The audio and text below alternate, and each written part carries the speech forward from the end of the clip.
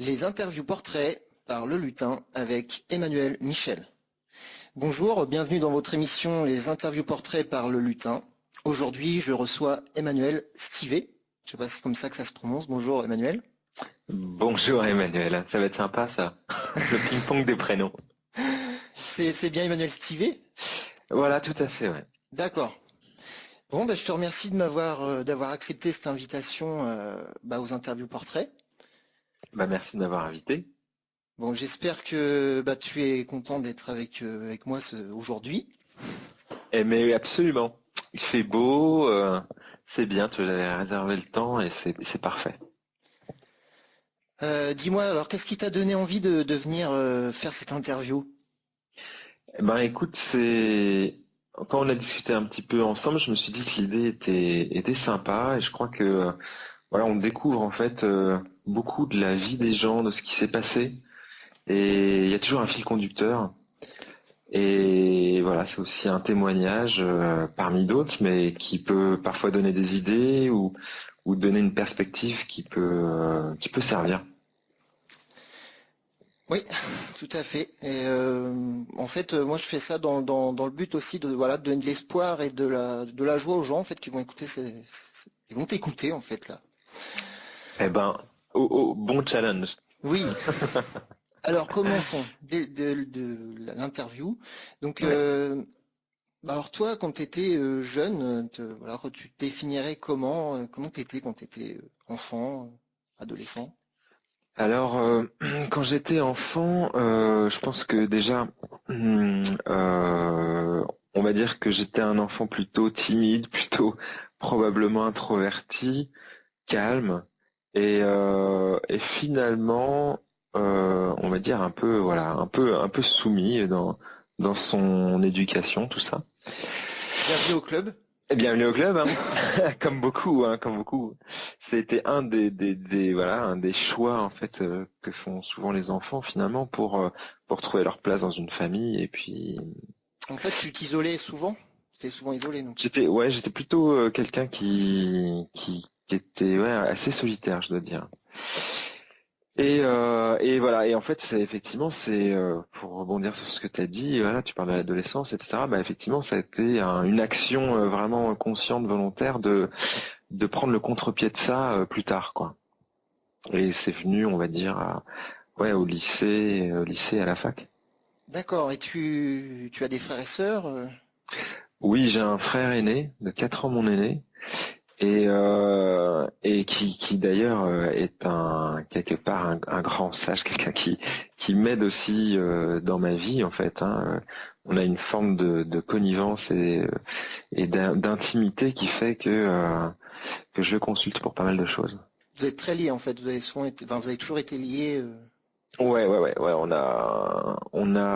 Enfin, je pense à partir de bon, la préadolescence ou quelque chose comme ça, où on a commencé à vraiment avoir une relation qui dépassait celui de, toi, des frères enfin, des frères qui peuvent jouer ou se chamailler ou etc. Et qui finalement, euh, voilà, il y a quelque chose, il y a un lien plus profond et probablement, on va dire, plus conscient peut-être aussi d'une certaine manière plus spirituelle aussi, D'accord. Vous avez beaucoup de respect l'un envers l'autre, en fait. entre autres, ouais. Et puis beaucoup de points communs, j'imagine. Il paraît, il paraît, ouais. Les gens qui nous voient disent, on voit que vous êtes frères. Enfin, physiquement, on est très différents. Par contre, on a des mimiques, on a des accents, etc. Une manière de, voilà, d'aborder la vie aussi qui se rapproche. D'accord. Et alors, et vous vivez avec des parents qui sont à l'écoute, ou alors au contraire qui sont assez distants, sévères. Alors, en fait, moi j'avais des parents qui travaillaient beaucoup, donc on se retrouvait souvent, quand même assez souvent, entre guillemets, bah ouais, assez seul. Mon père était quelqu'un, enfin oui, était quelqu'un qui travaillait un peu partout en France, qui avait un rôle aussi commercial. Donc finalement, on avait des relations. On va dire un peu distante mais pas mauvaise mais voilà un peu distante et Ton père puis travaille dans le commerce alors. Ouais, il était technico-commercial, il faisait des choses pour l'industrie, on va dire, et il faisait beaucoup à la fois du dessin, des plans, des choses comme ça. Et alors ça, enfin, c'est une anecdote, mais mon père est quelqu'un qui avait une âme d'artiste très, très jeune, très enfant. Il pouvait dessiner et peindre des choses, enfant, qui étaient remarquables, que je serais incapable de faire aujourd'hui. Et en fait, quand ses parents lui ont demandé ce qu'il aimerait faire dans la vie, il a répondu, j'aimerais dessiner. Et ses parents l'ont mis dessinateur industriel, ce qui n'a rien à voir finalement avec sa passion, mais il l'a rejoint plus tard à la retraite où il s'est mis à sculpter et tout ça.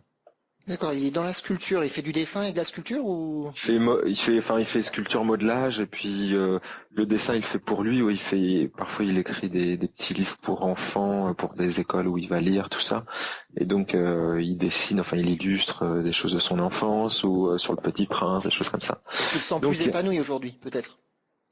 oui, quelque part, avec l'âge, quelque part, il s'est bonifié sur certains points. Et puis, je pense que on a tous un peu ce côté-là où finalement on est obligé de se mettre des obligations, des contraintes liées à l'éducation, à notre système. Et dans son cas, c'est vraiment très tardivement qu'il peut rejoindre des aspirations qui ne sont pas des aspirations socialement acceptées, quoi, mais qui sont ce qui est lié finalement à sa vraie âme ou à son intériorité. D'accord. Et alors, vous avez une mère qui s'occupe de tout à la maison ou c'est... Oui, oui, voilà, c'était l'archétype de la mère de famille qui faisait tout tout à la maison, pour ainsi dire. Et donc, d'un point de vue santé, je me pose la question comment elle a fait pour avoir un travail assez stressant et intense, Elle travaille dans quoi, ta et mère? c'est ça. Elle travaillait avec mon père, et ils travaillaient en fait, enfin une grande partie de leur vie, ils ont travaillé en binôme en fait.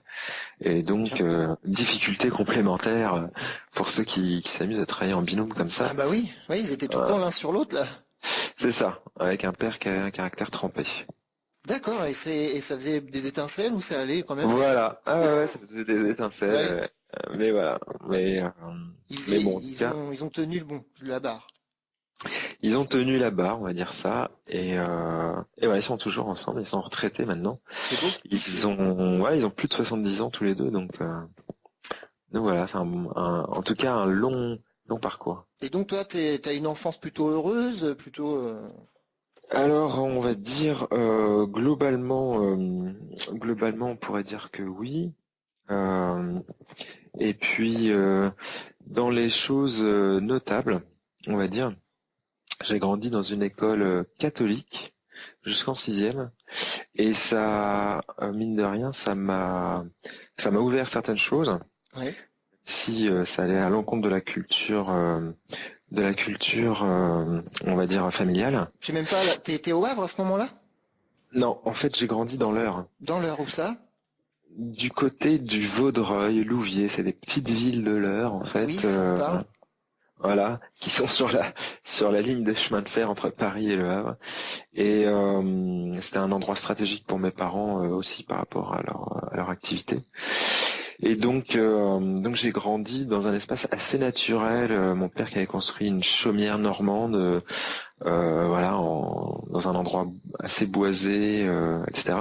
Et donc ça m'a sculpté aussi parce que plus tard, bah effectivement, j'ai voulu vraiment me rapprocher de la nature, et j'ai d'ailleurs encore ce projet-là.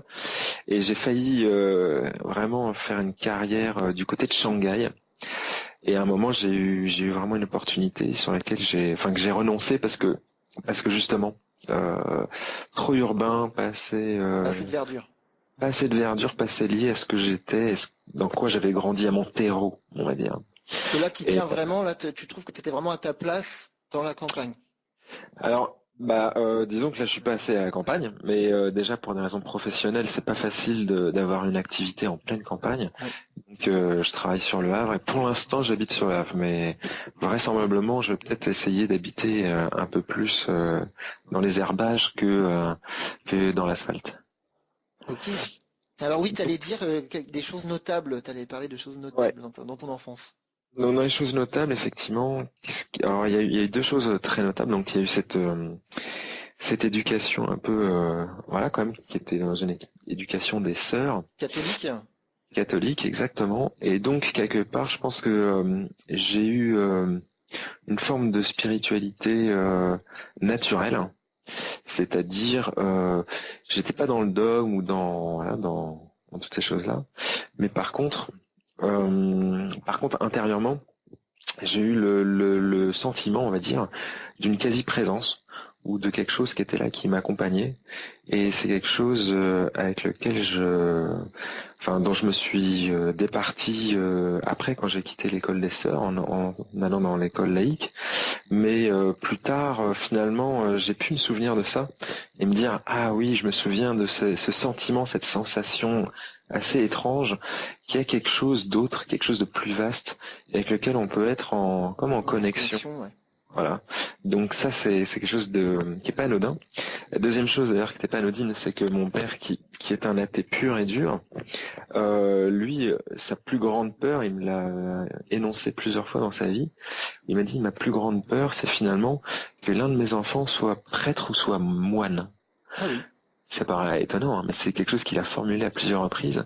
C'est dire à quel point il a vraiment une aversion pour Il aime pas le ça. dogme de ça, en fait. C'est le dogme Des, qu'il aime pas. des religions. Ouais. Des L'enfermement, en religions. fait. Mais il a aucune spiritualité, on va dire, hein, non plus. Il pense C'est pas qu'on a vraiment quelque chose au-dessus de nous, ton père. absolument. Voilà. D'accord.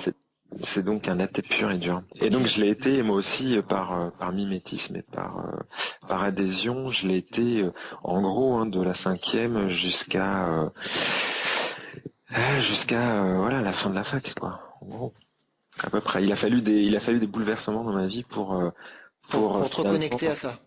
voilà exactement. Mais ça t'a beaucoup aidé à l'enfance d'être dans cette école catholique, en fait.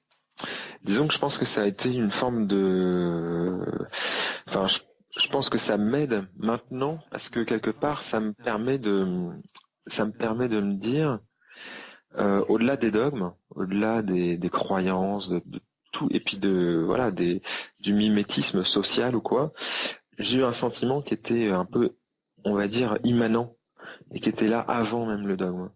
Donc quelque chose qui était une forme de préconscience.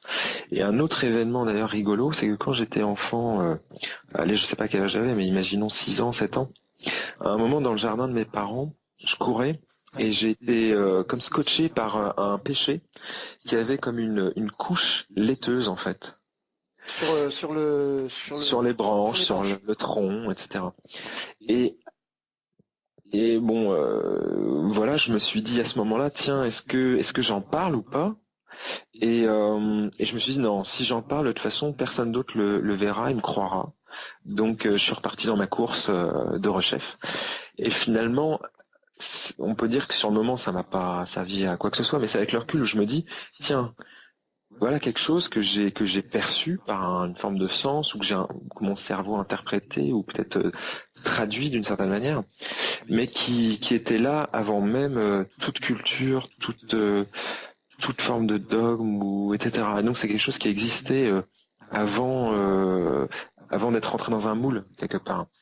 Donc j'avais pu voir ça ni à la télévision, ni dans mon contexte familial, ni même on va dire à l'école. Et c'était quoi alors pour toi alors cette croyance-là? Alors, alors c'était, on va dire, certains appellent ça, je sais pas, le corps éthérique enfin bref, il y a plein de formulations, hein, l'aura, etc.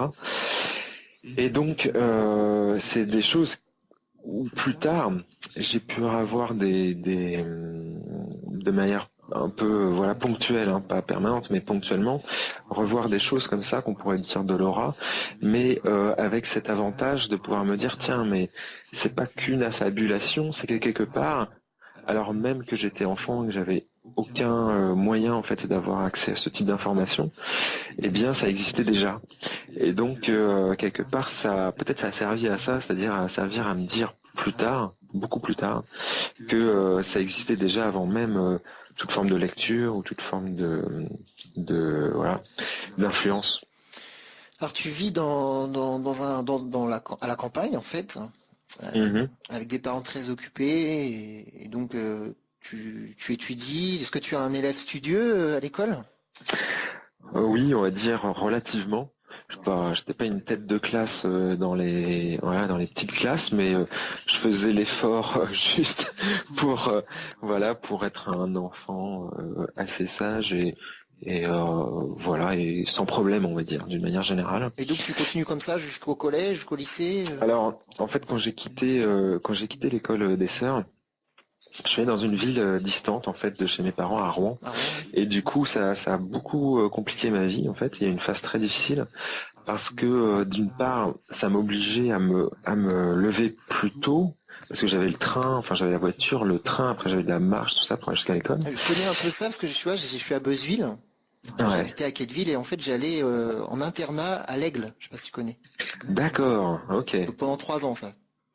ok. Donc ouais, je connais un peu Donc ces problématiques de se lever tôt et partir voilà, prendre le train. voilà. C'est ça. Hmm. Donc bon, il y avait une fatigue par rapport à ça, et puis il y avait aussi, je pense, voilà, j'avais pas une maturité émotionnelle pour m'éloigner de ma famille. Et puis il y avait un changement de culture important. En fait, cette école rouennaise était une école très élitiste, et c'était pas du tout dans ma culture ou voilà C'est une ou école, ce que j'ai. c'est-à-dire c'est un lycée, c'est quoi?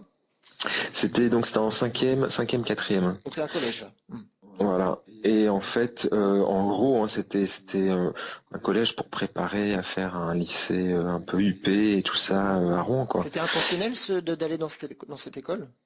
Oui, pour mes parents, hein, une conception classique, on va dire, de bah voilà, il faut aller dans un bon lycée, etc. Enfin bref, pour avoir à la fin une bonne carrière, etc. Enfin bref, C'était privé en fait.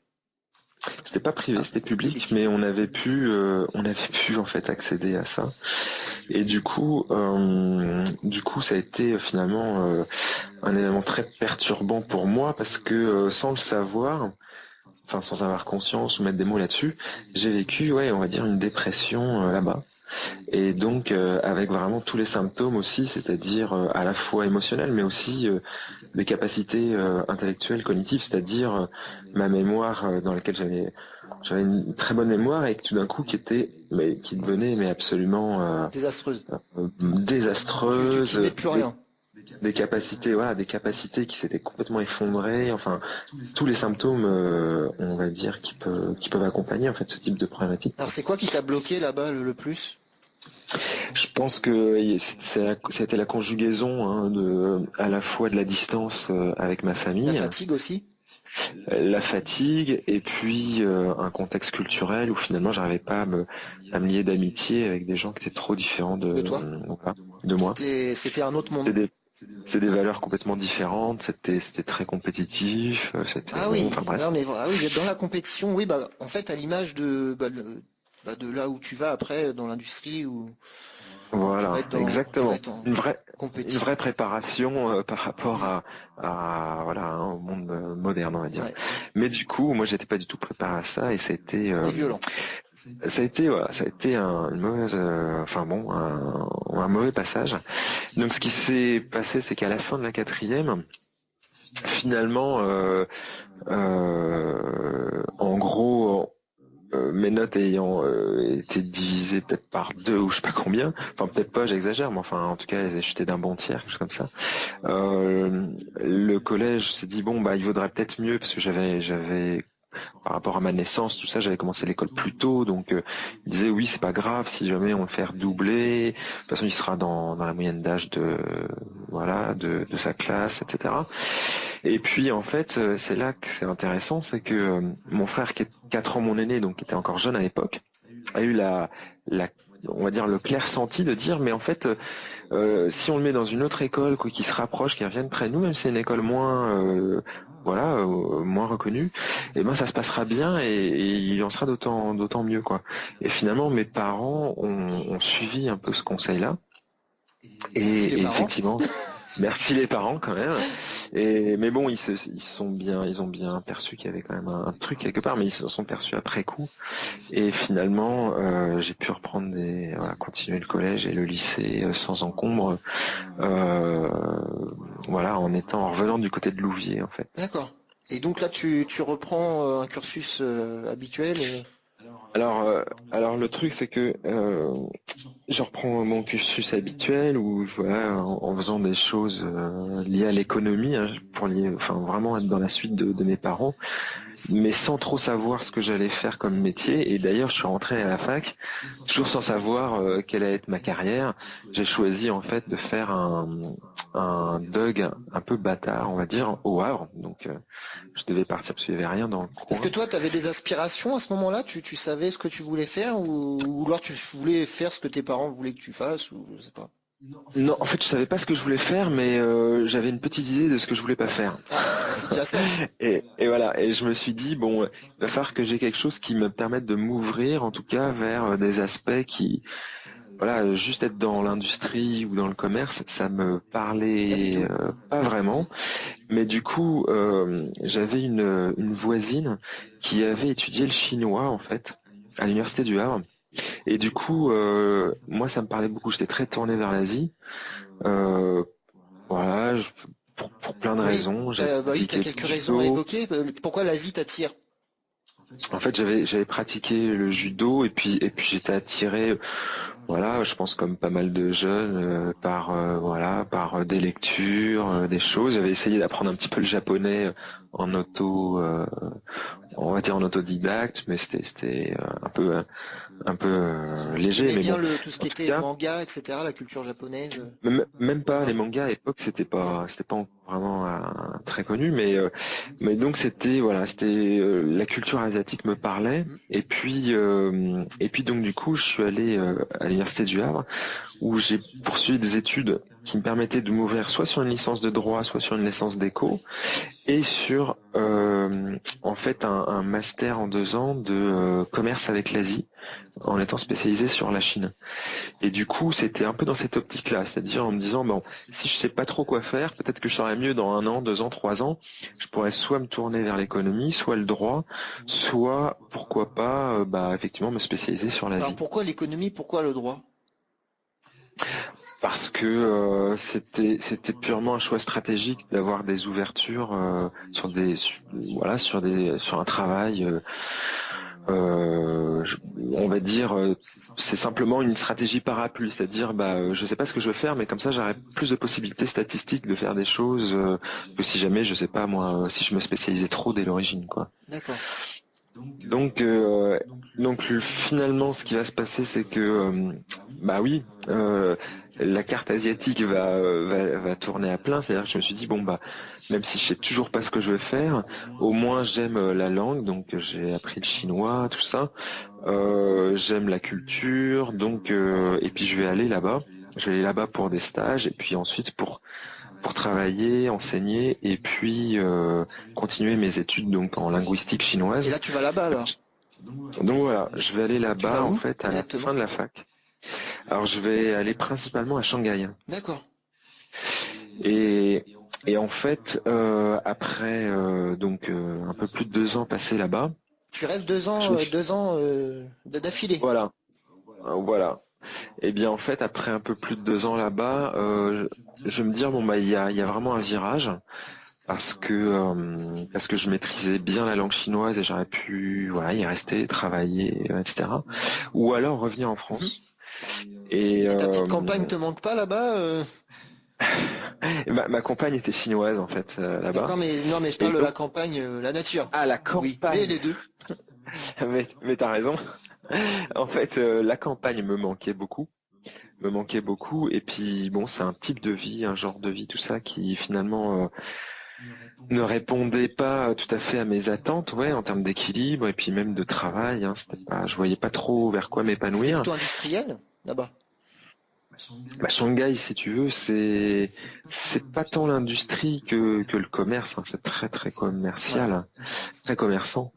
Et donc vers quoi me tourner là-bas voilà, c'était soit je me serais tourné vers l'enseignement, ce qui aurait pu être confortable, mais je vois pas vraiment vers quoi.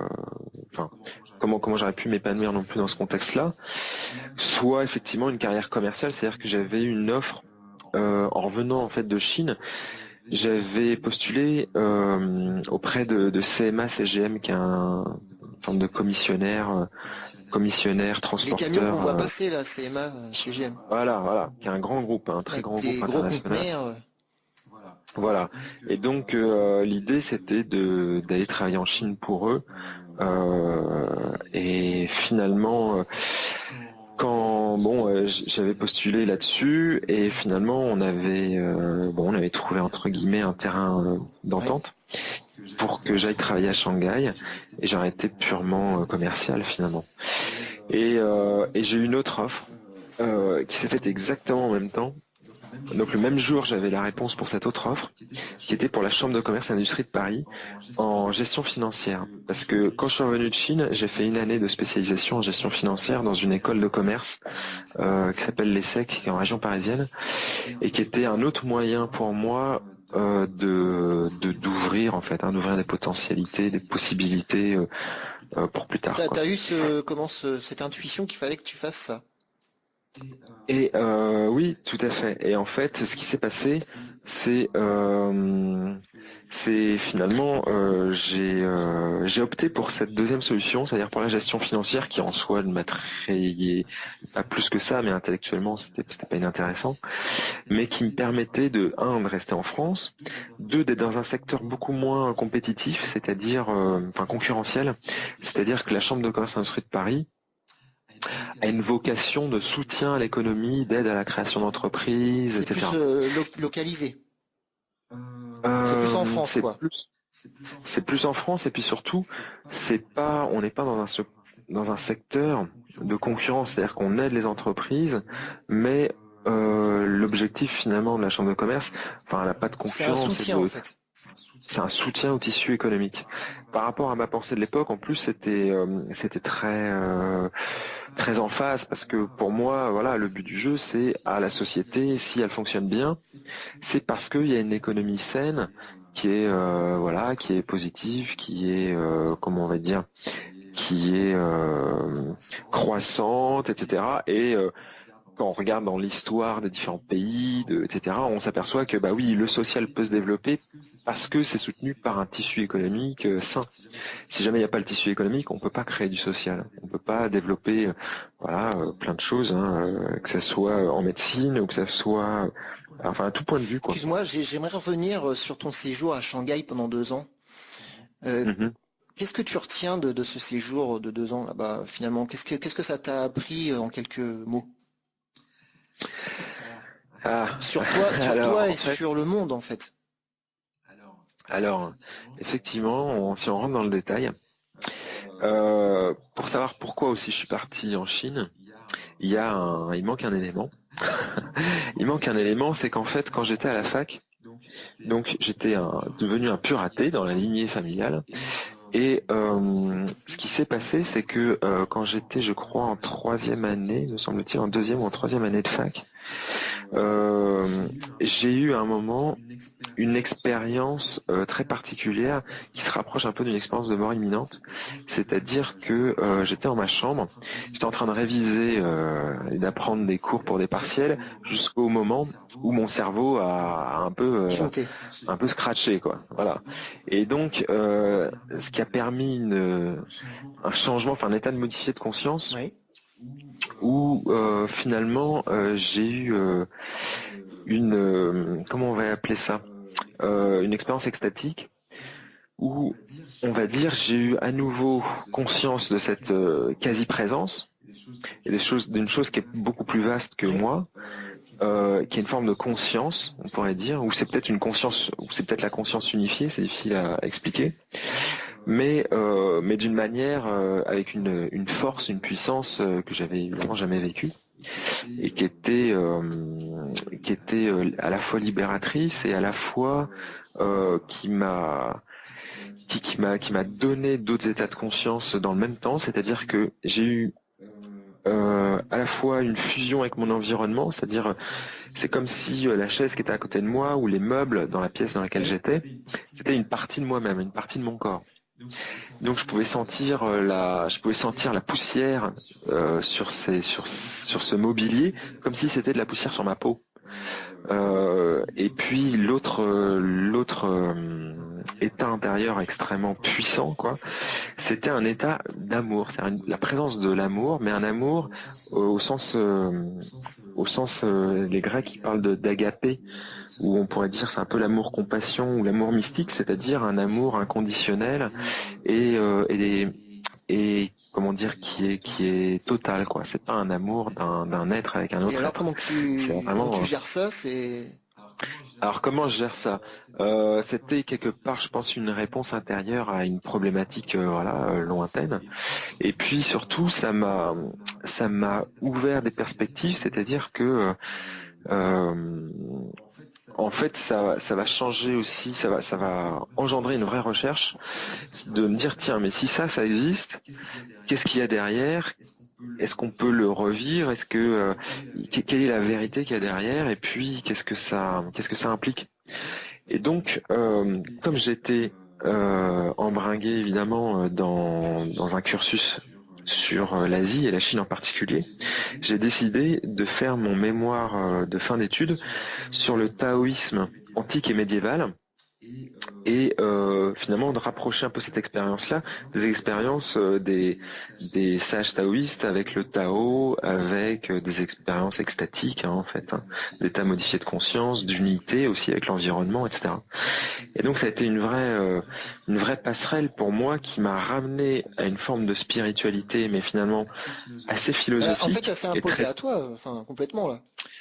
c'est ça, et Et complètement t'aurais pu désincarné mourir, tu parce que crois, ou non, c'est-à-dire que quand je dis une expérience de mort imminente, c'est-à-dire qu'il y a des choses qui sont relatées parfois comme ça dans l'expérience de mort imminente, mais il n'y avait pas un danger au sens biologique du terme, mais quand même, s'il y a eu cette déconnexion, c'est qu'à un moment, j'ai eu quand même une fatigue, surmenage? ouais, un surmenage qui était quand même fort et qui a engendré en fait cet épisode Un de épisode changement heureux de finalement, fonctionnement enfin un cérébral. épisode heureux.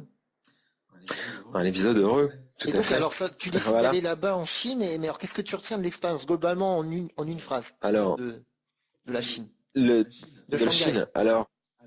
Alors en fait, Shanghai, au-delà de l'éducation, enfin de ce que j'ai pu faire d'un point de vue professionnel ou éducatif, euh, j'ai pratiqué des arts martiaux typiquement chinois, le Qi Chuan, des choses voilà qu'on connaît pas bien ici, mais qui m'ont ouvert aussi vers une forme de sensibilité intérieure avec des choses plus énergétiques et plus subtiles. Et c'est ce qui va opérer un peu un virage, parce que en revenant de Chine, dans les semaines qui ont suivi, j'ai fait la connaissance du Reiki, qui est donc une pratique japonaise pour le Ouais. coup, mais qui est totalement interne, à la fois méditative, à la fois de travail énergétique, d'ouverture et de C'est quoi le santé. Reiki en C'était mon quelques mots? ah, le Reiki, c'est une approche qui a été développé par un moine bouddhiste zen à la fin du 19e, début 20e, et qui a utilisé des techniques et un enseignement existant dans le bouddhisme zen, mais lui, il l'a utilisé parce qu'il est devenu laïque ensuite, il l'a utilisé dans une approche à la fois, on pourrait dire transpersonnelle, on peut dire voilà d'éveil, de transformation, et à la fois dans une optique axée sur la santé, sur le soin. Et du coup, ça pour moi, ça va être vraiment un vrai déclencheur parce que à partir du moment où je vais commencer à me former là-dessus, donc c'était en 2001, au retour de Ouais. Chine, ça va opérer lentement mais sûrement un vrai changement de cap, hein, un peu à l'image du Un changement en Titanic profondeur en toi, quoi. voilà. T'as une vraie inertie, c'est-à-dire que moi j'étais lancé dans l'économie, la gestion financière, des choses très raisonnables et très Ouais, acceptées enfin raisonnable socialement, entre guillemets, etc. quoi. Voilà, tout à fait. Culturellement viable et financièrement viable Ouais. aux yeux voilà, aux Aux yeux de la yeux des société. gens, aux yeux de. Ouais. Mais voilà, mais plus tard, c'est-à-dire qu'en cette année, ça va m'amener à aller aussi en Amazonie, faire des expériences avec des chamans, ça va m'amener à m'ouvrir à d'autres choses, à l'énergétique, à faire des expériences avec des magnétiseurs, avec des expériences totalement Et ça, c'est ce que différentes. tu fais en parallèle de ton job. Tu continues de Voilà, creuser ton voilà, sillon que tu as commencé avec depuis ton expérience avant de partir en exactement. Chine, en fait, c'est ça? Ouais. Et Enfin, oui, quelque part. ça a commencé là, en fait. Et ça a commencé finalement avec cette expérience enfin cet état modifié de conscience. C'est ça qui a été à mon Le avis déclencheur de quelque chose. ouais, un déclencheur. Même s'il y avait un mal-être qui était déjà là, mais disons que ça a été c'est ce qui a ouvert La porte. un certain pulse. Ça a ouvert une porte en fait. Voilà, exactement. D'accord, et donc toi Et tu fonces dans cette porte, tu vas dedans. Et tu regardes, tu découvres voilà. un tout nouvel univers qui t'est. Je fonce, oui et non, parce que en même temps, je garde une moitié de moi qui était raisonnable, Oui, non qui mais façon de a parler. souhaité faire une En fait, carrière tu suis raisonnable. deux chemins en fait. Voilà, En exactement. parallèle en fait. Jusqu'au Ouais. moment, jusqu'au moment où c'est devenu trop antinomique. C'est-à-dire qu'à un moment donné, bon, en fait, en gros, en termes de carrière, j'avais commencé en revenant, enfin après mes études de gestion financière à l'ESSEC, j'ai poursuivi un peu chez Amazon, qui est donc un portail internet, un des 4 grands portails internet dans le monde, Tu faisais quoi chez où j'ai Amazon? fait j'étais assistant en analyse financière. Et puis donc ça, je suis resté une année. Ensuite, je suis parti à la Chambre de commerce et d'industrie de Paris où je suis resté 3 ans. Et ensuite, je suis resté 3 ans pour une école de commerce, en fait, HEC, où en fait, je m'occupais du budget d'une branche de Et alors l'école. tu t'épanouis dans ce métier dans la finance? Alors c'est pas de la finance boursière, c'est de la La gestion gestion financière financière, ouais. d'entreprise. Et voilà, c'est pas tout à fait pareil, mais c'était intellectuellement intéressant, mais évidemment, c'est surtout du point de vue intellectuel. Mais après, D'un point de vue humain, du point de vue humain, évidemment, ça pêche un peu. ça correspondait pas voilà, à mes attentes, et puis surtout en termes d'épanouissement, on a d'autres choses que l'intellect, on a d'autres dimensions de l'être qui, elles, étaient complètement en friche, on va dire, laissées à l'abandon. Enfin, j'étais obligé de quelque part d'avoir quelque chose à côté, comme le Reiki, comme des expériences, des voyages que je faisais, qui ont été formateurs quelque part. Mais au bout d'un moment, c'était devenu c'est des chemins trop divergents quelque part, et donc j'ai décidé avec ma compagne à l'époque, on avait décidé de quitter à la fois la région parisienne, donc de chercher dans l'ouest, on va dire, et à la fois de se rapprocher quelque part, moi de me rapprocher finalement de mon activité de cœur, et c'est là en fait que j'ai pu trouver en fait un magasin bio qui allait ouvrir au Havre. Mais c'est quoi, Donc mais c'est renouer. quoi le déclencheur alors qui te décide d'un coup à prendre la direction de ton cœur, en fait? Alors, le déclencheur, en fait, c'est tout simplement, je suis allé en vacances avec ma compagne dans de la famille, en Ouais. Auvergne, donc dans le massif central, avec un bain dans la nature. Voilà, on a fait beaucoup de balades. Et quand on est revenu en région parisienne, ça a été la claque. On a eu un mois dur, on va dire, où on s'est dit, mais comment on fait pour vivre là, faire ce travail-là dans ces conditions? Enfin, c'était pas, pour ma compagne, c'est pas tant le travail que l'environnement, on va dire. Et donc on s'est dit bon, il faut qu'on se rapproche quand même d'une forme de nature et une forme de En fait, mieux-être. c'est revenu à toi, en fait, ça t'est revenu à toi, tu t'es dit, ouais, non, c'est trop bien, et faut vraiment que Ouais, je retourne dans cette qualité de vie. en quelque sorte. Voilà. En quelques Et mots, quoi. voilà. Et donc c'est ce qui va faire en fait qu'il va y avoir un premier gros cap, quoi, puisque en fait c'est là où je vais démissionner de mon travail pour être co-responsable de magasins bio qui se montaient Et en fait. démissionner, c'est la première fois que tu démissionnes dans ta carrière. Oui, c'est la première fois que je Et c'est démissionnais. quelque Ouais. chose Enfin, qui était enfin, traumatisant ou pas de presque. démissionner ou... Non, c'était une forme de prise de risque, mais en même temps, j'avais pas le choix intérieurement. Petite Oui, dis-moi. question. Est-ce qu'on peut faire une brève pause d'1 minute? Alors, Est-ce que c'est non, faisable? non, c'est pas possible. Ah, d'accord. Alors, en fait, en gros, ce qui s'est passé, c'est que quand je suis allé travailler au magasin bio, Oui. euh, j'ai pu quelque part renouer avec quelque chose parce que je mangeais déjà bio, j'avais déjà découvert des choses, mais je renouais avec une partie de moi-même, avec une forme de conviction qui était l'écologie et qui était quelque part un retour vers la nature que je vivais au travers de mon travail. Je sais pas si ça paraît Oui, clair oui, ou oui. pas. Mais en fait, le truc très étrange aussi, c'est que dans l'expérience chamanique que j'avais eue, quand j'étais parti en Amazonie en 2005, à l'époque j'étais à la Chambre de commerce et d'industrie de Oui. Paris, eh bien, j'avais su, au cours d'une cérémonie, j'avais su intérieurement, j'avais eu des, on va dire, des prises de conscience, mais comme des vérités absolues, on va dire, que je serais un jour thérapeute. Alors qu'à l'époque, j'étais pas formé pour ça, je voyais vraiment pas en quoi, etc. Je me disais non, je vois pas comment c'est possible. En fait, tu rencontres un chaman en Amazonie, c'est ça?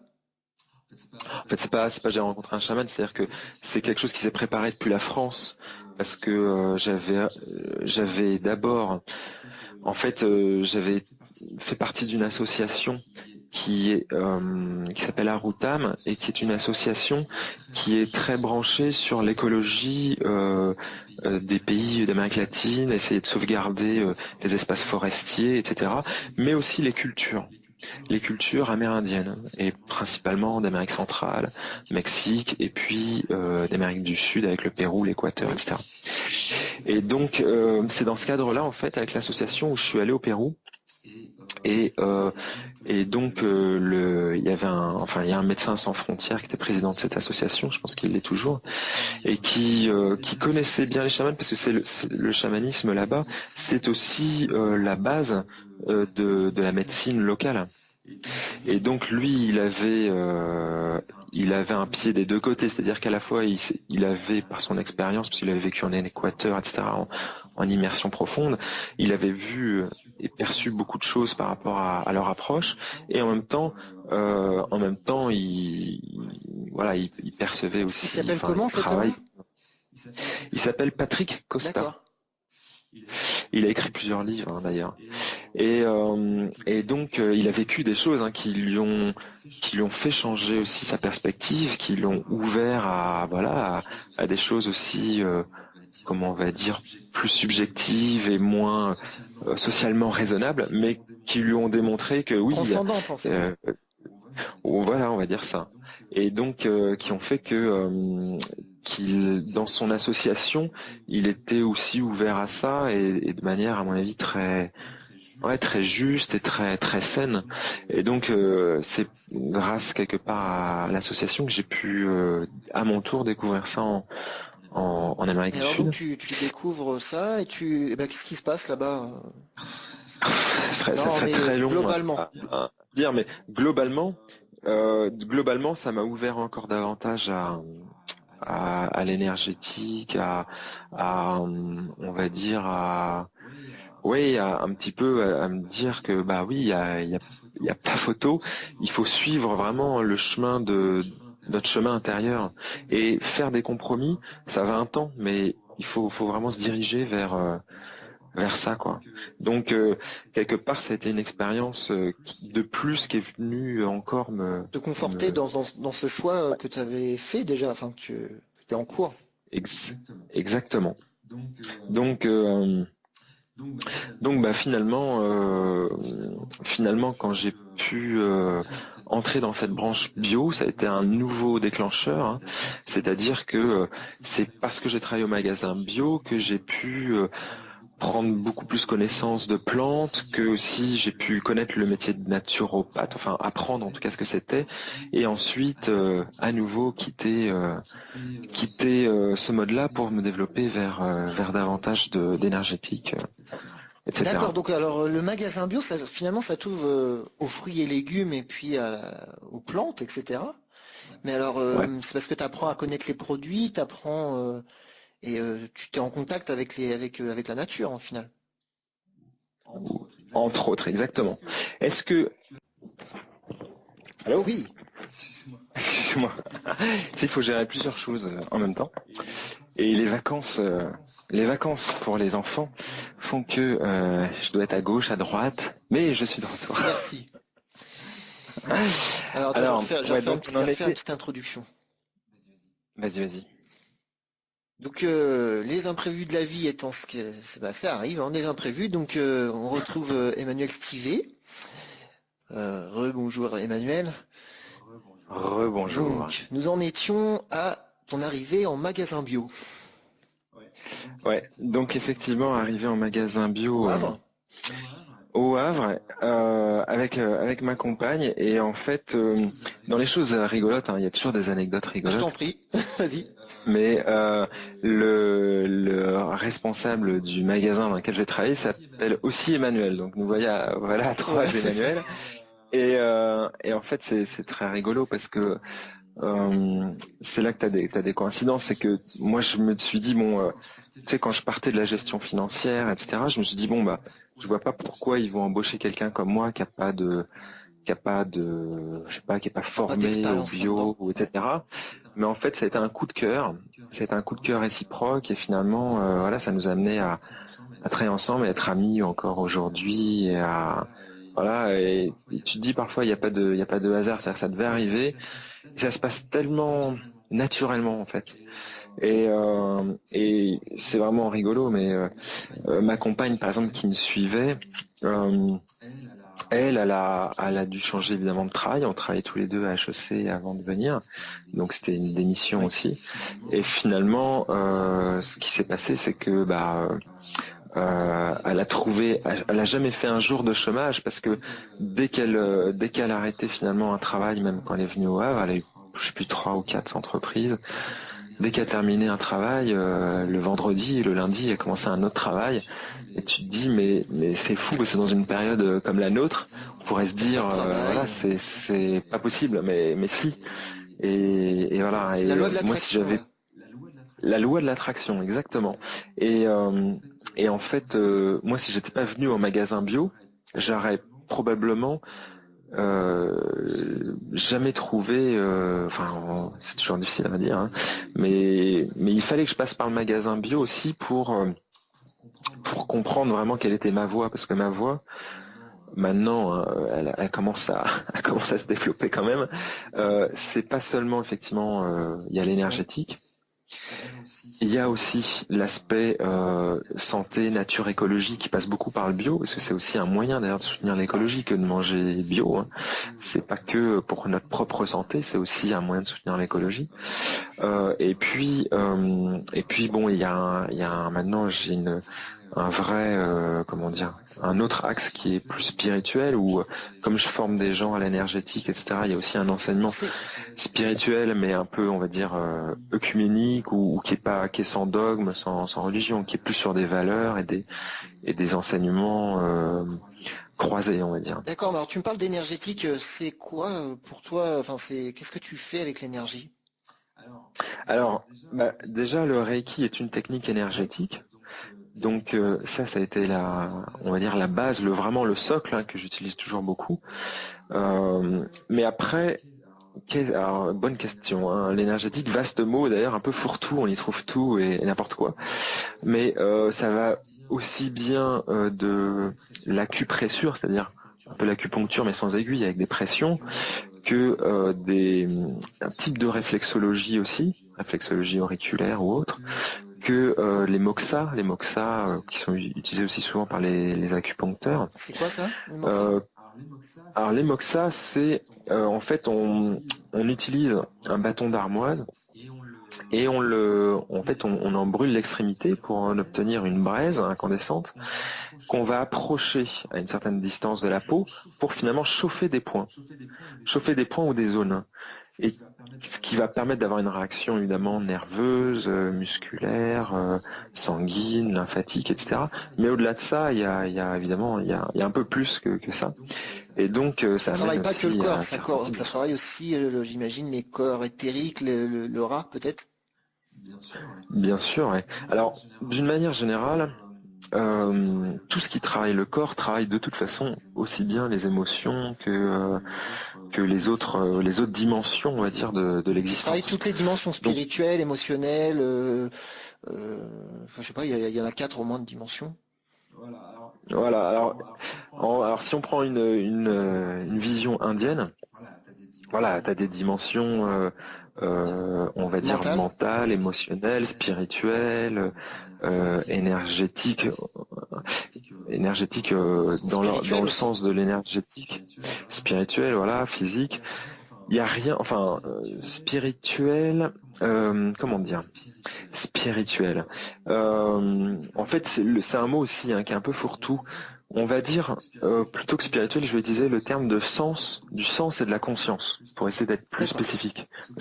Parce que pour moi, le physique, la matière fait partie de la Oui, spiritualité. oui. Mais c'est juste que c'est sa partie la plus concrète, La entre plus guillemets. dense. Hmm. Voilà. Mais du coup, parce que sinon on aurait tendance à l'opposer. Mais non, Non, non, c'est pas du tout ouais, ça fait l'opposé. partie d'un tout. C'est en Voilà. 3D, c'est dans la Et donc, 3D. voilà. Et donc voilà, le sens de la vie, de l'existence, de notre place, de notre chemin de vie justement, et puis de la conscience, prendre conscience de ce qui est véritablement, du lien, des interactions, voilà, de tout ce qui nous entoure et Alors de ce qu'on est. Donc ça concrètement, c'est tu fais du nettoyage, tu nettoies les mémoires dans toutes les dimensions? alors, en fait, concrètement, je fais beaucoup de choses, ça dépend vraiment des problématiques des gens, mais on va dire, c'est vrai j'ai une tendance actuelle où il y a beaucoup de demandes, où des gens ont finalement, s'ils traînaient des boulets, qu'ils avaient des cuirasses, en fait, qui s'étaient mis des contraintes, des dogmes, des croyances, des limites, qui finalement les enferment, les enchâssent dans une gangue. Et le but du jeu, qu'elle soit traumatique ou qu'elle soit de type culturel ou n'importe, ou habitudinaire, le but du jeu, ça va être de les faire sortir de ça pour les libérer leur potentialité, leurs énergies, les aider à aller sur leur chemin de vie, etc. Donc ça, c'est, on va dire, vraiment ce sur quoi je travaille le plus en ce moment, et qui demande aussi voilà, de rechercher des techniques qui sont à la fois des techniques purement énergétiques, mais aussi d'utiliser certains types d'homéopathie ou d'organothérapie, des élixirs, des choses parfois très physiques d'ailleurs, qui peuvent amener vraiment à des déblocages voilà, qui peuvent être parfois spectaculaires ou parfois surprenants. Enfin, il peut vraiment se passer Donc en fait, là, beaucoup t'es de choses. indépendant aujourd'hui et t'es naturopathe, c'est ça? Alors voilà, alors après, C'est un mot effectivement, fourre-tout aussi. voilà, c'est un bon fourre-tout, mais effectivement, après 3 ans de magasin bio, finalement, j'ai repris des études de naturopathie, le genre de truc où j'y croyais pas déjà parce que j'avais déjà fait en année d'études au total, je pense que j'avais bien fait 7 ans d'études, quoi, donc ça me faisait rajouter encore Donc tu 1 an et demi pensais à qu'il deux fallait ans vraiment un d'études. diplôme, là, pour le coup, tu pouvais pas te lancer sans diplôme. Alors, il n'y a pas de diplôme, puisque c'est pas reconnu par l'État, mais par contre, il y a un certificat, effectivement, mais c'était pas le certificat qui m'intéressait, c'était surtout avoir une qualité d'enseignement. Et effectivement, en naturopathe, aujourd'hui, il y a absolument, comment dire, aucune reconnaissance en France. N'importe qui peut s'installer comme naturopathe et on peut lire un livre et puis s'installer comme naturopathe si on le souhaite. Enfin bref, ou on peut faire un cursus plus long. Et moi j'ai choisi en tout cas, voilà, le type de cursus le plus touffu qui existe en France en tout cas, et qui me permettait d'avoir un socle de De compréhension et pédagogie, de travail, Enfin, tu voilà. voulais vraiment être au service des gens le mieux possible. Voilà, je voulais avoir vraiment des outils, pas juste donner des plantes pour soigner un mal, ce qui Tu voulais c'est pas vraiment du tout ma détecter les vision des choses, choses. voir au cas par cas, en fait, travailler au cas par cas. Déjà travailler au cas par cas, et puis c'est surtout que une plante ne soigne pas en fait. Elle permet pourquoi pas hein, comme un médicament, elle permet de compenser, c'est-à-dire de jouer, de contrebalancer, de faire des choses comme ça, ou d'agir dans une urgence ou quelque chose comme ça. Mais en soi, si on veut s'occuper d'un problème, il faut vraiment aller chercher la cause de la La cause cause de la cause. profonde, Hein. comme en EFT, par exemple. Voilà. Comme en EFT, et puis c'est l'enseignement d'Hippocrate, hein, le fondateur de la médecine, on va dire occidentale, hein, grecque, qui disait finalement il faut chercher la cause de la cause de la cause, c'est-à-dire que c'est pas parce qu'on va supprimer un symptôme, parfois cacher un symptôme, que on soigne la maladie ou qu'on s'occupe de la maladie. Donc le but du jeu, c'était effectivement d'aller beaucoup plus loin que ça et de chercher aller Nettoyer les résoudre la couches, source pour que la enlever personne, des couches en fait. voilà, voilà, pour que la personne même elle n'ait plus besoin de certaines plantes à terme, autant Avec que des faire prises se de peut. Il faut, conscience à un moment donné aussi, quoi. alors avec des prises de conscience, avec parfois même des actions. Il y a des gens qui sont effectivement, qui peuvent être dans des chemins de vie qui leur correspondent pas du tout et qui sont, que ce soit d'un point de vue, pourquoi pas, marital, professionnel, lieu de vie, etc. Où ils sont enferrés dans des choses qui sont extrêmement péjoratives pour qui ils sont et ce qu'ils sont. Et je vais donner un exemple pour te faire comprendre ça. Il y a une jeune femme à qui j'ai enseigné le Reiki en début janvier.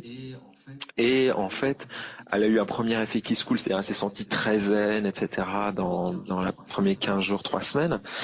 Et puis, au bout de 15 jours, 3 semaines, elle a eu 3 jours très difficiles émotionnellement, avec beaucoup de remises en question, à plus trop savoir pourquoi, ce qu'elle faisait, etc.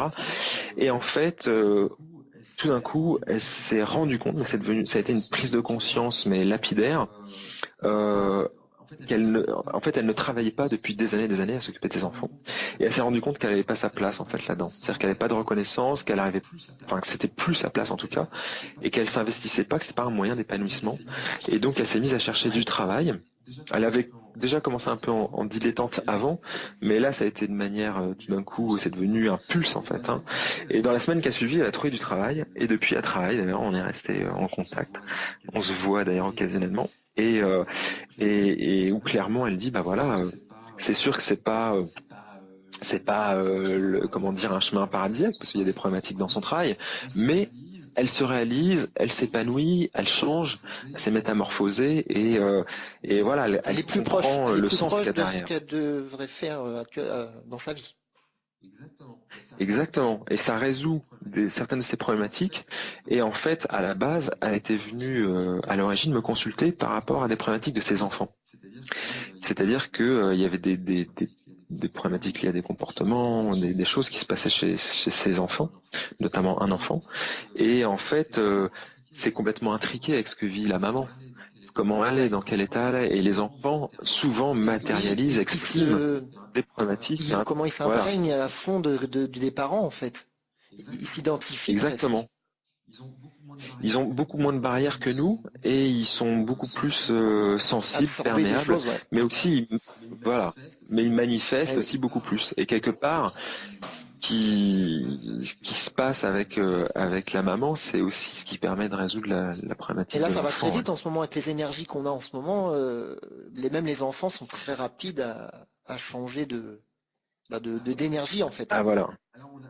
Alors on a vraiment une chance incroyable parce que quand on voit le monde, la capacité d'aller vite, les moyens de communication, là on utilise Internet et on voit la puissance aussi d'un outil comme ça, et tout ce qui se fait sur le plan matériel, c'est aussi très très en lien avec ce qui existe sur d'autres plans de l'être et c'est vrai, on a une opportunité incroyable, c'est que aujourd'hui beaucoup de barrières sont levées, on peut changer de travail, on peut d'un point de vue marital, d'un point de vue personnel, d'un point de vue évolution des consciences, ça s'ouvre et les potentialités peuvent se déployer, je dirais, à gorge Et puis déployée, c'est vraiment la ça. Terre en fait, Gaïa, elle a aussi augmenté sa vibration. Et, Tout et va donc ensemble, du ouais. coup, en fait, ça nous entraîne tous en fait. Voilà, donc on est clairement sur un chemin où tout Ouais. peut aller très vite, Comme dans dans un l'autre, sens ouais. comme dans l'autre d'ailleurs. Voilà, mais en même temps, moi je suis hyper heureux Ouais. de vivre à une Ouais, moi époque aussi. comme la nôtre parce que les tabous sont levés, on peut faire tellement de choses, on peut apprendre tellement de choses, tellement Se vite, remettre en tellement question fort tellement vite aussi. que voilà. Il faut vraiment jouer là-dessus, c'est-à-dire que faut être capable de se dire, bah oui, on peut apprendre vite et on peut changer vite, on peut débloquer des choses vite, et donc faut y aller à fond, quoi. Faut y aller à fond, et parfois j'ai des gens qui viennent en consultation et où je vais leur je vais utiliser à la fois l'énergétique et puis la phyto, l'oligo, l'homéo, etc. En fait, je combine plusieurs choses et ça débloque des choses qui débloquaient pas, qui n'arrivaient pas à débloquer parce que tout simplement, ils étaient dans une logique un peu ancienne où on utilise un truc, par exemple, tiens, on va utiliser l'homéo. Puis si ça marche pas, on va utiliser la phyto. Et puis si ça marche pas, on va utiliser pourquoi pas l'énergétique, etc. Mais du coup, comme on fait les choses les unes après les autres, c'est beaucoup moins puissant que quand on les combine toutes en un Et tout d'un instant. coup. Boum. Ah oui, donc ça, Voilà, c'est tout ta d'un coup. méthode. Parce que là, du coup, ouais, moi je combine. Je combine beaucoup parce que je sais que si jamais je veux débloquer des choses, il va falloir que je soulage le système nerveux et que du coup, si le système nerveux il est soulagé, je vais pouvoir débloquer des choses, des mémoires et des émotions, etc. Et donc, et puis si j'agis sur le physique, c'est-à-dire je dégage de l'énergie physique, de l'énergie cellulaire, le corps va être beaucoup plus puissant pour pouvoir traiter non pas juste de l'intendance, parce que bah Oui, oui, il faut respirer, il faut manger, etc. Mais aussi débloquer des plus trucs profond. de fond. C'est-à-dire que l'homéostasie, voilà. L'homéostasie, la capacité du corps à cicatriser, à combattre les virus, à se régénérer et à résoudre même des problèmes psychiques et des problèmes profonds, eh bien, il faut la booster, il faut lui donner les potentialités pour ça. Et du coup, c'est là que c'est intéressant, c'est que de nos jours, on peut avoir accès à beaucoup d'informations, beaucoup de techniques, beaucoup de choses. On peut aller vite, bien, fort, mais Donc en fait, voilà, tu faut travailles combiner. beaucoup quand même à partir du corps pour qu'il retrouve son homéostasie naturelle. Et du Hmm. coup, ça débloque Alors, énormément de choses après. alors, en fait, voilà, en fait, je travaille à la fois avec le corps, à la fois avec l'énergie, à la fois avec la conscience, le sens, hein. C'est-à-dire que, bah, effectivement, parfois j'utilise des techniques qui sont dérivées de la pleine conscience, par exemple, ou pourquoi pas des choses dérivées de l'EMDR ou de l'EFT, ou L'hypnose, non? alors voilà, alors parfois on est sur des états, alors j'utilise pas, enfin peu, on va dire, d'hypnose au sens strict, mais plutôt des choses, c'est des états hypnotiques, hein, mais effectivement avec des choses qui sont entre la sophro, l'hypnose, voilà. On n'est pas sur de l'hypnose, Pur et dur. comment dire, pur et dur, voilà. Ce serait plus ericksonien ou des choses comme ça. Mais en tout cas, c'est parce que voilà, on a accès aujourd'hui à toutes ces informations-là, et moi je trouve ça génial, hein. Il y a des thérapies aussi diverses qu'il y a de praticiens quasiment. Et puis c'est à chaque fois des nouvelles expériences, à chaque fois des Alors nouvelles dis-moi, choses qu'on peut dis-moi, intégrer. parce qu'on va bientôt terminer l'interview. Ouais. Tu t'éclates dans ton métier alors? Oui, c'est vrai qu'aujourd'hui j'ai cette chance, ouais, d'avoir pu quand même avancer là-dedans et de continuer à m'ouvrir et continuer à affirmer mon métier et puis d'en vivre aussi parce que c'est vrai que c'est pas toujours facile pour les voilà, quelle que soit sa passion. Après, il faut réussir à le mettre en place, à le réaliser, et donc il y a une partie très concrète. Et la partie très concrète, tout en gardant ses valeurs, tout en les affirmant, etc.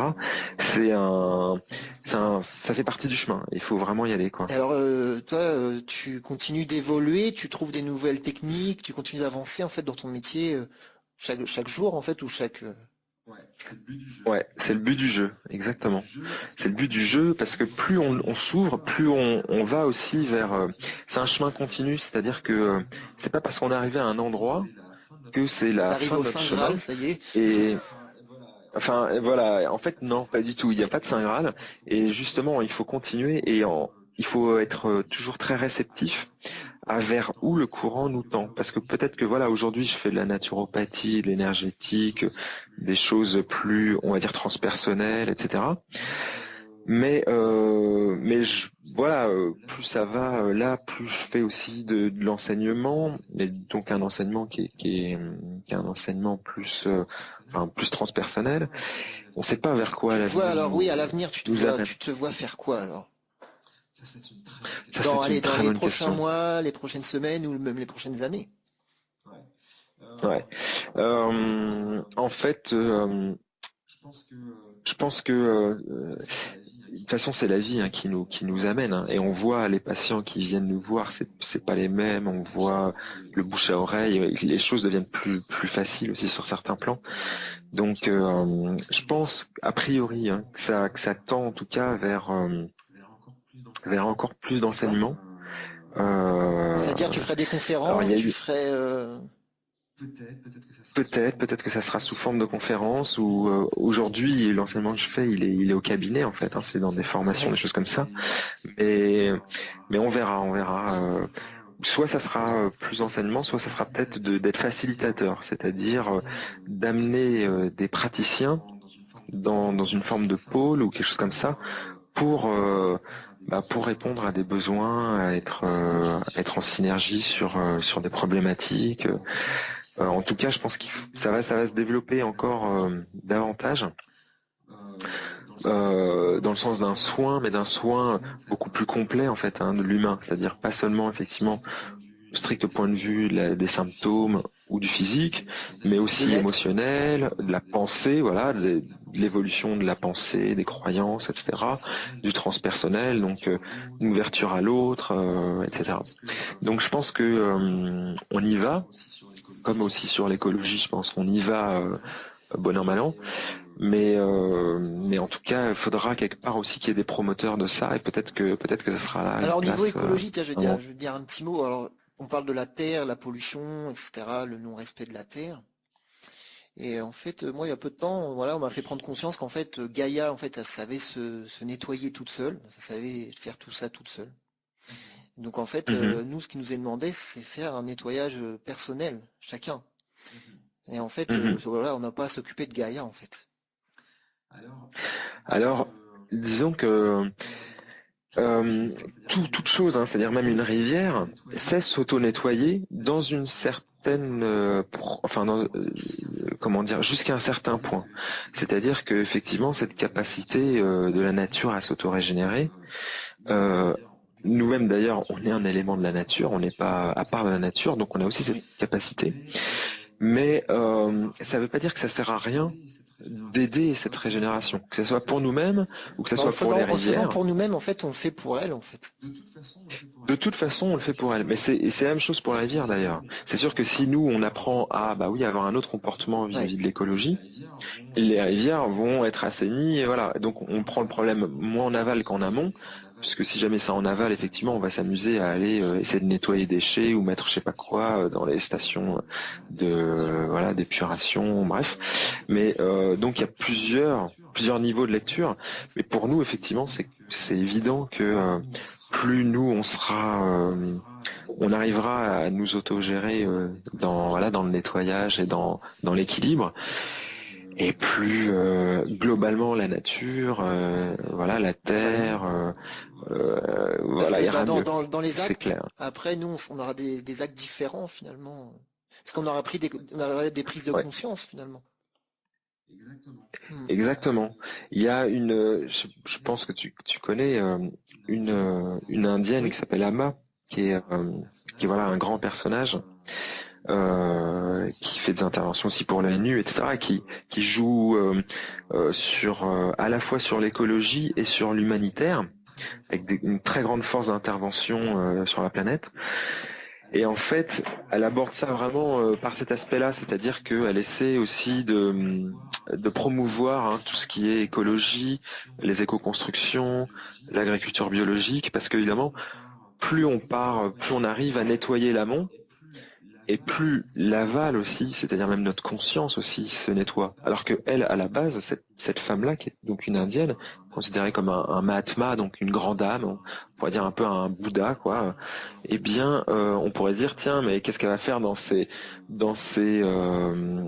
enseignements-là, alors que finalement, on pourrait l'attendre beaucoup plus sur des enseignements purement, strictement spirituels, mais finalement, on s'aperçoit que tout est lié. Et que si on s'occupe du physique, si on s'occupe de l'écologie, eh bien, on s'occupe aussi de la conscience et de la spiritualité. Est-ce que tu aurais un dernier mot à dire, un mot de sagesse pour ceux qui vont nous écouter, les personnes qui vont écouter cet enregistrement? Alors, il y aurait beaucoup de choses, hein. Mais on va dire un vieil enseignement qui remonte donc au temple de Delphes, avec le fameux, bah oui, tout ce qui est en haut et tout ce qui est en bas, pour la plus grande gloire de l'unité. Et je crois que ça, c'est un vieil enseignement qui est très très sage, hein, et qui fait que voilà, en travaillant sur soi, on travaille sur les autres, on travaille sur le tout, et vice-versa. Le tout travaille sur nous en permanence. Donc on est sans arrêt influencé par notre environnement et sans arrêt on influence notre environnement à tous les niveaux. Donc il n'y a pas photo, il n'y a pas à tergiverser, il faut aller à fond dans notre vie, aller au plus loin de nos aspirations et de ce qu'on est dans notre cœur. Et c'est la seule manière d'être heureux, c'est la seule manière de résoudre les problèmes de ce monde, on va dire. Hein, c'est pas les lois qui sont un peu des garde-fous, qui vont résoudre les problèmes. Faut pas l'attendre de l'extérieur, faut l'attendre aussi de notre propre transformation. Je te remercie d'avoir accepté cet échange. Je suis vraiment heureux. C'était vraiment très intéressant de te découvrir. Là, je t'ai découvert un peu plus en profondeur et vraiment merci. Merci Emmanuel. Et j'espère aussi que toi aussi tu nous donneras le témoignage un peu de ta vie parce que je crois que toi aussi tu as une vie qui va témoigner aussi d'un cheminement et puis d'un apprentissage, je pense qu'il peut faire réfléchir, donner des perspectives. Donc j'ai hâte que tu nous mettes aussi ton petit témoignage, ta petite bio. Je pense que ça va venir en son temps, mais merci. Merci pour ta présence, ta gentillesse et surtout ta disponibilité. Là, ça, j'ai vraiment remarqué ça chez toi. Vraiment. C'est gentil. Surtout après être parti pendant 1 minute pendant l'entretien. Je te remercie beaucoup. Merci à toi, Emmanuel. Alors, cette émission est maintenant terminée. Merci de votre fidélité. Vous pourrez la retrouver sur le site emmanuelmichel.fr. Je vous souhaite une très belle journée. Au revoir, Emmanuel. Au revoir, Emmanuel. À la prochaine.